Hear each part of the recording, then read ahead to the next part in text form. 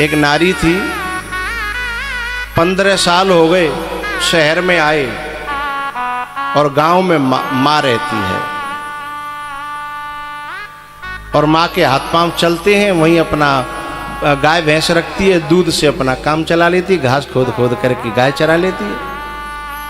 लेकिन वो जो बच्चों के पढ़ाने के बहाने से सिटी में निकल आई बहू, अपने आदमी को ले आई, अपने बच्चे। 15 साल तक अपने आदमी को गांव नहीं जाने दिया।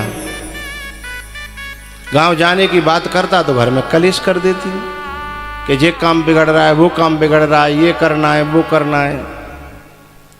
एक दिन क्या हुआ, मेला में गए वो पति पत्नी और उनका एक बच्चा था 4-5 साल का, और मेले में वो बच्चा खो गया।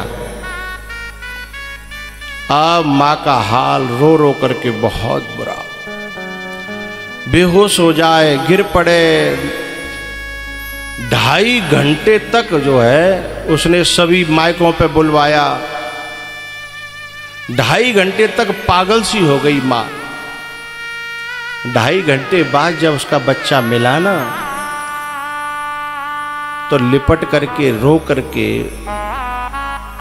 समझ लो ऐसा लगा कि वो एक बार मर के दोबारा जी गई हो। वहां पे एक संत आया। उस संत ने कहा, बेटा तेरे से तेरा बच्चा 2.5 घंटे के लिए दूर हो गया था, तेरी क्या हालत हुई? बोले, मरी नहीं, सब कर्म हो गए, बस में मर नहीं पाई, नहीं सब कर्म हो गए। तेरे को अपने बच्चे से इतना प्यार है ना, तो मुझे एक बात बता, ये तेरा जो पति है अपनी माँ से कितने दिन से नहीं मिला है? एक संत कह रहे हैं। बोले, बाबा 15 साल हो गए। बोले, तेरी 2.5 घंटा में ये हालत हो गई है, तो जाके 15 साल में जाके माँ की क्या हालत रह रही होगी। उसकी बद्दुआ थी जो तेरा बच्चा खोया। अभी भी सीख ले।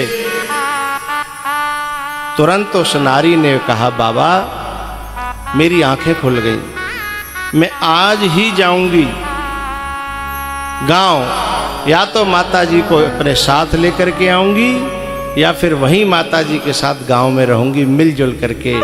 अब मैं किसी के बच्चे को कुछ दूर करना नहीं चाहती।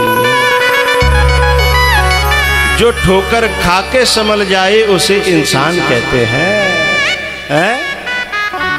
ठोकर खा के संभल जाए, वो संभल गई और तुरंत जो है अपने आदमी से कहा कि अब घर नहीं चलेंगे। बोले, तो अब गांव चलेंगे। उसके आदमी ने कहा, गांव? 15 साल से तू जाने नहीं देती थी। बोले, नहीं, एक बाबा मेरी आंख खोल गए, मुझे बहुत बड़ा झटका लगा है, मैं मरी नहीं, मेरे सारे कर्म हो गए। अभी चलो सीधे माँ के पास चलेंगे। और पता है, जब वो बेटा बहू और नाती जब गांव गए और डोकरी को कौ ने बताई कि तेरे बहू बेटा और नाती आ रहे हैं, हा, माँ का खुशी का ठिकाना न रहा। नाती को गोद में उठा के चूमने लगी, बेटा को गले से लगाया और अपनी बहू को गले से चिपका करके बोली, जुग जुग जियो, जुग जुग जियो।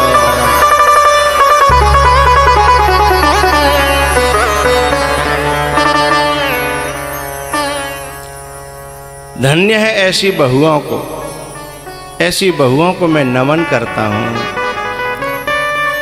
कि बिना ठोकर खाए इस बात को समझ लेती हैं। आज तो मैं प्रार्थना कर रहा हूं, इस कथा को सुनकर के समझ में आई होगी कुछ बहुओं के, तो वो जरूर अपने जीवन में परिवर्तन करेंगी। माँ से कभी बेटे को दूर मत करना, भगवान क्षमा नहीं करे। माँ तो क्षमा कर देगी, लेकिन भगवान कभी क्षमा नहीं करेगा। इस बात का हमेशा ध्यान रखना। पता है, जब उन बहू ने जाकर के अपनी सास से कहा, माताजी हम तुमको लेने आए हैं। सही में बेटा? माँ रो पड़ी। 15 साल हो गए थे, एक एक दिन कैसे कैसे जी है, और आशा छोड़ बैठी थी कि अब को बेटा मिलेगा के है सके तो बई दिन आवेगो ज्यादा ना आग लगानी होगी है, मेरो दाह संस्कार होगा तब आवेगो। ऐसी आशा लगाए बैठी थी, लेकिन आज बाकी बहू लेके आई, बहू की पीठ पे हाथ फिराए फिराए कह रही बेटा जुग जुग जियो, बेटा जुग जुग जियो, मैं आत्मा ते दुआ दे रही हूँ कि भगवान तेरो भलो करेगो, मेरो बेटा तेने वापस दे दो मुझे। तो सास ने कहा कि मेरा शहर में मन नहीं लगता बेटा, तुम एक काम करो, ज्यादा दूर तो है नहीं, तुम हफ्ता में 15 दिन में डोल जा करो। बहू ने कहा नहीं मम्मी आप संग चलो, फिर हम भी आ जाया करेंगे, कभी यहाँ और कभी। फिर माता जी को ले आई। फिर वो जो जहाँ जिस घर में वो रहते थे ना, अब तक वो शमशान था, जिसमें बड़े बूढ़े न हो, जिसमें माता पिता न हो, शमशान ही तो है। और जैसे ही अभी की वो माँ आई तो वो घर में देवता आ गया, तो वो घर मंदिर बन गया है। शमशान में भूत प्रेत रहते हैं और मंदिर में भगवान रहते हैं। माँ की प्रतिष्ठा हो गई, माँ की प्रतिष्ठा। एक बात बताऊं, आप में बहुत सी ऐसी बच्चियां बैठी होंगी जिनकी माँ रो रो के मर गईं, लेकिन उनकी भाभियों ने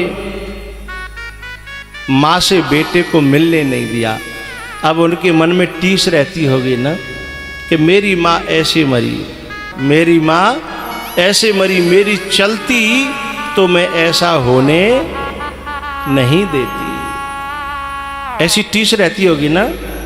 तो ऐसा कभी मत कर। जो इतनी बद्दुआ मिलती है माँ की, और माँ की बद्दुआ को भगवान भी नहीं टाल पाता। माँ दुआ दे या बद्दुआ भगवान से टाली नहीं जाती। माँ की दुआ या बद्दुआ कभी खाली नहीं जाती।